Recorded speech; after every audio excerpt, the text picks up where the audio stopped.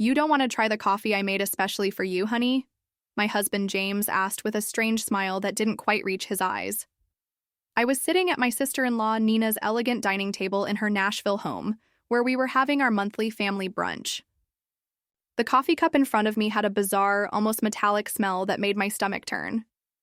My name is Christina, and at 29, I never imagined I'd be questioning whether my own husband was trying to poison me. But after 3 years of marriage, and countless incidents of accidental food poisoning, I had learned to be cautious, especially around Nina. She had a knack for orchestrating situations that left me sick or humiliated, always with that same innocent smile James was wearing. Now, how thoughtful of you, I replied, forcing a smile while my mind raced. The aroma wafting from the cup was unlike any coffee I'd ever smelled. It reminded me of the time last month when I'd ended up in urgent care after drinking tea at Nina's house. The doctors couldn't explain my symptoms, and Nina had insisted she'd made the tea the same way she made her own. Nina watched me intently from across the table, absently stirring her own untouched coffee. James has become quite the barista lately, she said with a smirk. He's been practicing different brewing methods just for you. The way she emphasized "for you" sent chills down my spine.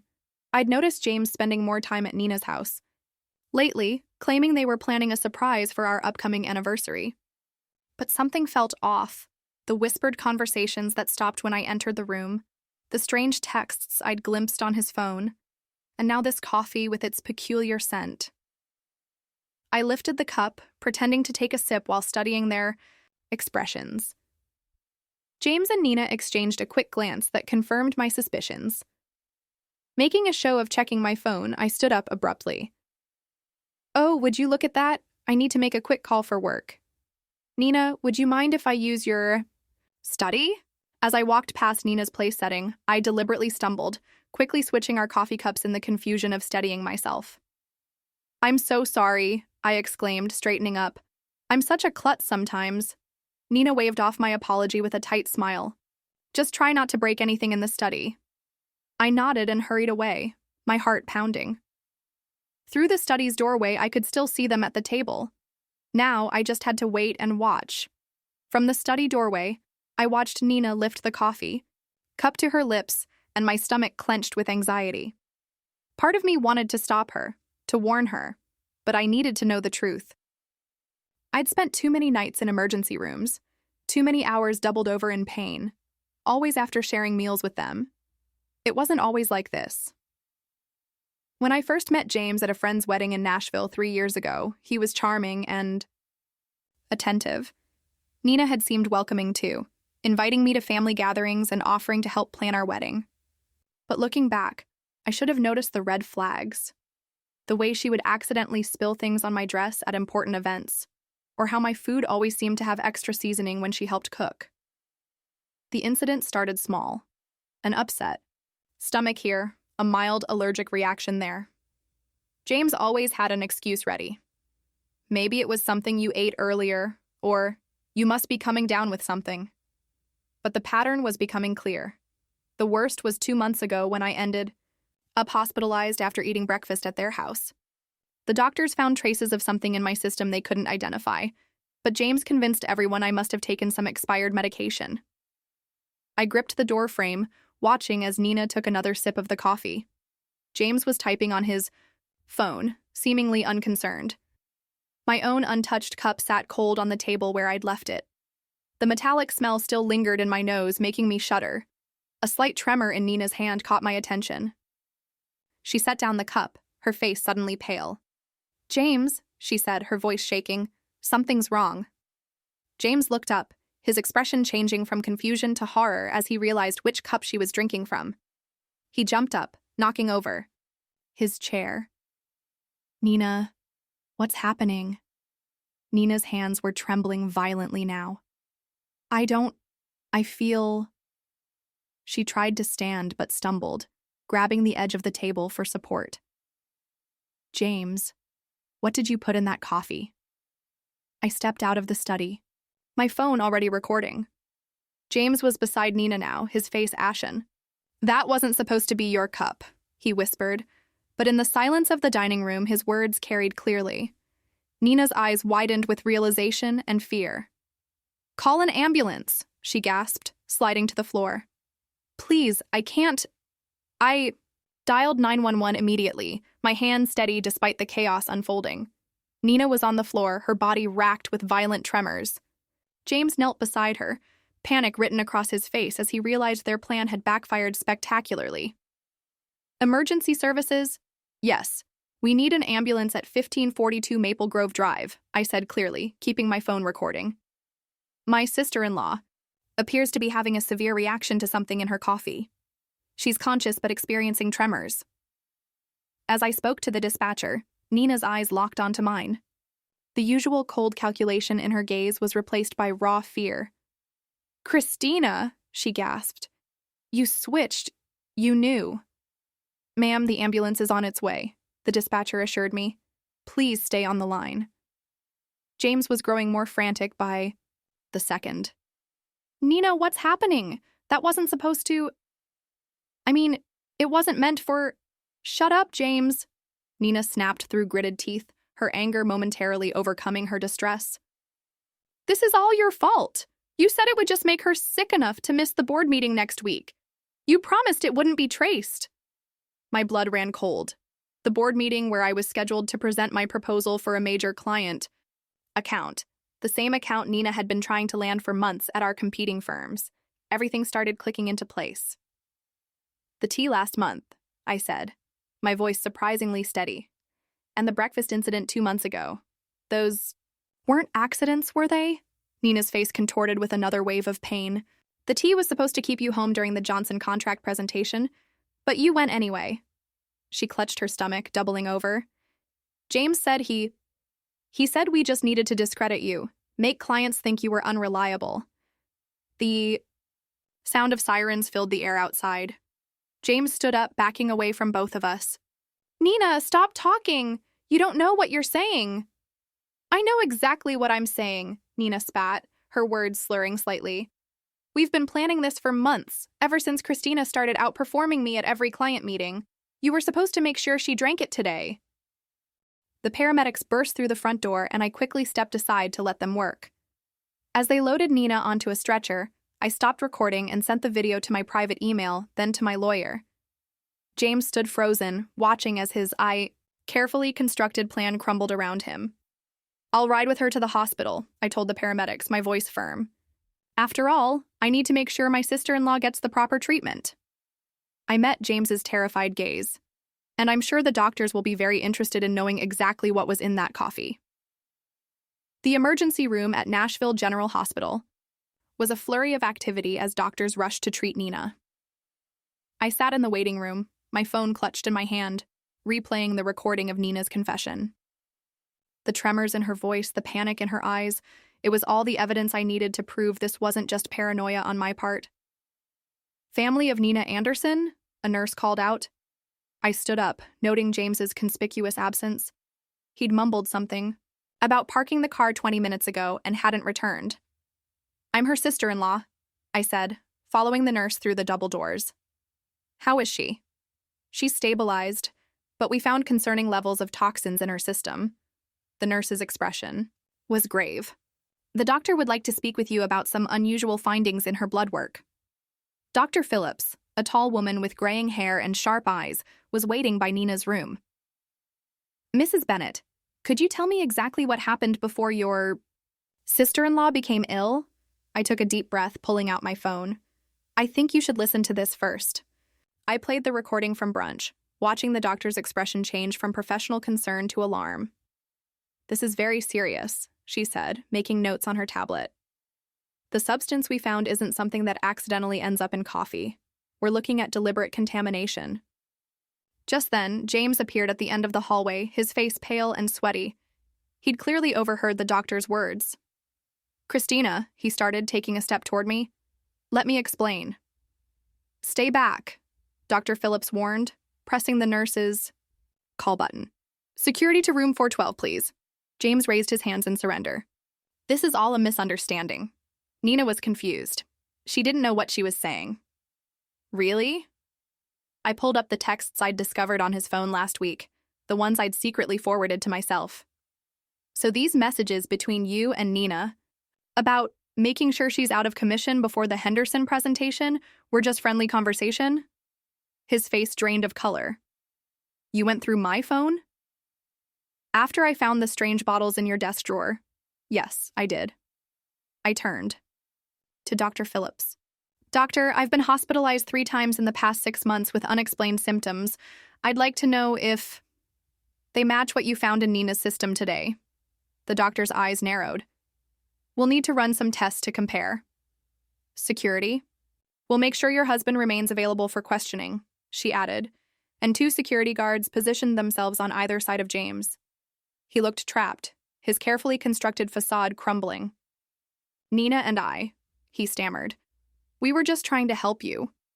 Slow down. You were working too hard, taking all the big clients. Nina said if we could just make you take some time off.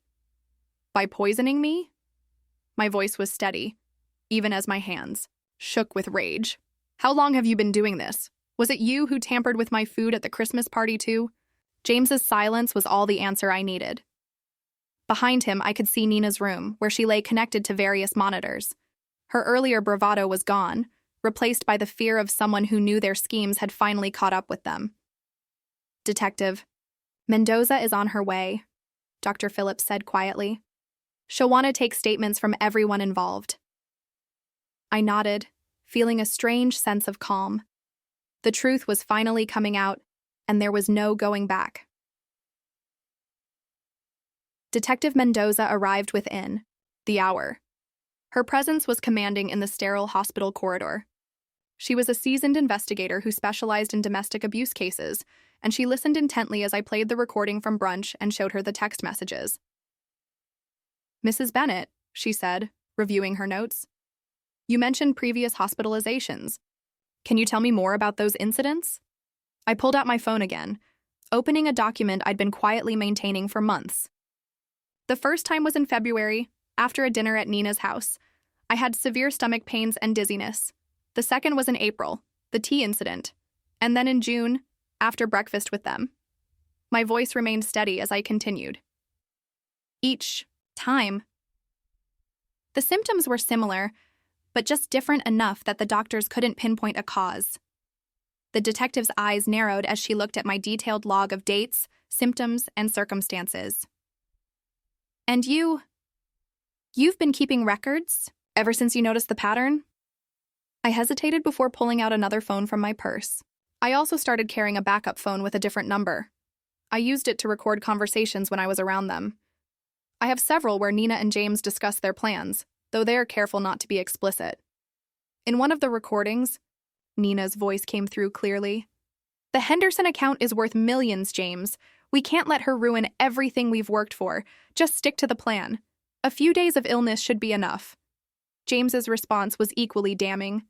I've got something stronger this time. She won't make it to the presentation. Detective Mendoza's expression hardened as she listened. Through the window of Nina's room, I could see my sister-in-law was now awake, looking significantly less confident than she had at brunch. The hospital is running toxicology screens, the detective informed me. Dr. Phillips has already identified several substances that don't occur naturally. We'll need samples from your home as well. A commotion down the hall caught our attention. James was arguing with the security guards, his voice rising in desperation. I need to speak with my wife, he shouted. Christina, please, you don't understand. We were trying to protect you. Detective, Mendoza stepped between us. Mr. Bennett, you're not helping your case. We've already found evidence of premeditated? James laughed, a hollow sound that echoed through the corridor. We were just trying to slow her down. She was working herself to death, taking all the major accounts. Nina said if we could just make her take some time off. By poisoning her? Detective Mendoza's voice was sharp.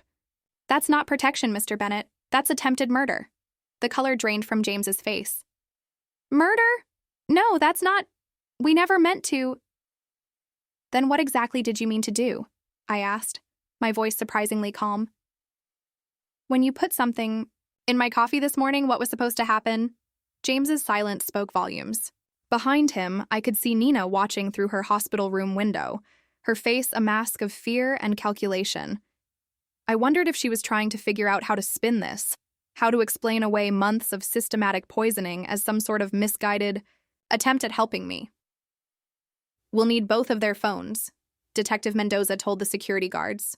"And I want officers posted at both doors. Nobody leaves until we get the toxicology results." Dr. Phillips entered Nina's room with a tablet in hand, her expression grim as she reviewed the test results. Detective Mendoza and I followed while James remained outside with the guards. Nina tried to sit up straighter in her hospital bed, but the tremors hadn't completely subsided. "The toxicology report shows elevated levels of several substances," Dr. Phillips announced, her voice clinical. "Most concerning is the presence of a particular compound that's typically used in pharmaceutical testing. It's not something the general public should have access to." Nina's face paled. "That's impossible. James said it was just something to cause mild symptoms." "Mild symptoms?" Detective Mendoza interrupted, taking out her notebook. "Like the ones your sister-in-law experienced over the past 6 months?" The door opened and another detective entered, holding an evidence bag. "We found these in Mr. Bennett's office at the Anderson marketing firm," he reported, presenting several small bottles with clinical labels, along with detailed notes about dosages and reactions. I felt my knees weaken as I realized the full scope of their plan. "You were documenting everything, like some kind of experiment." "It wasn't like that," Nina protested, but her voice wavered. "We just needed to track what worked. The first few attempts weren't effective enough. You kept showing up to meetings anyway, so you increased the dosages," Detective Mendoza concluded, examining the bottles. "Did you know these substances could be lethal in higher concentrations?" The room fell silent. James, still visible through the window, sank into a chair in the hallway, his head in his hands. "The Henderson account," I said slowly, pieces clicking into place. "It wasn't just about that presentation, was it? You needed me out of the way permanently because the client specifically requested me as their lead." Nina's face contorted with a mixture of anger and fear. "You were ruining everything. I built that client portfolio for years, and then you show up and suddenly everyone wants to work with you instead. James said he could fix it. By killing me?" The words hung in the air, heavy with accusation. "We weren't trying to—" Nina started, but Dr. Phillips cut her off. "The concentration in the coffee you drank today," the doctor stated, looking directly at Nina, "was significantly higher than previous samples we've analyzed from Mrs. Bennett's earlier hospital visits. If she had consumed it, the outcome would have been severe, possibly fatal." Detective Mendoza turned to the other officer. "We'll need a full warrant for both their homes and offices, and contact the pharmaceutical company listed on these bottles. Find out how they obtained these substances." Nina slumped back against her pillows, the fight draining from her face. "It wasn't supposed to go this far," she whispered. "James kept saying we just needed one more try." I stepped closer to her. "Bed," my voice steady despite the trembling in my hands. "Every time I got sick, every meeting I missed, every client I lost. You were both there, watching, taking notes on how your poison was affecting me. What kind of people does that make you?" The silence that followed was deafening. Outside, I could hear James being read his rights as additional officers arrived. Nina stared at her hands, unable to meet my gaze. "Detective," I said, turning away from my sister-in-law, "I'm ready to make my formal statement now." The trial lasted 3 weeks, but it felt like years. I sat in the courtroom each day, watching as the prosecution methodically laid out their case against James and Nina. The evidence was overwhelming. The bottles from James's office, their detailed notes on each poisoning attempt, the recorded conversations and text messages discussing their plans. What struck me most was their demeanor throughout the proceedings. Nina, usually so polished and confident, looked small in her defendant's chair. James couldn't even look at me, keeping his eyes fixed on the floor as expert witnesses detailed the potentially lethal effects of the substances they'd been using. Dr. Phillips's testimony was particularly damning. She presented a comprehensive analysis showing how they had gradually increased the dosages over time, demonstrating clear intent to cause serious harm. The pharmaceutical company representative confirmed that James had stolen the compounds through his college friend who worked in their research department. The defendants showed a calculated pattern of behavior, the prosecutor argued in her closing statement.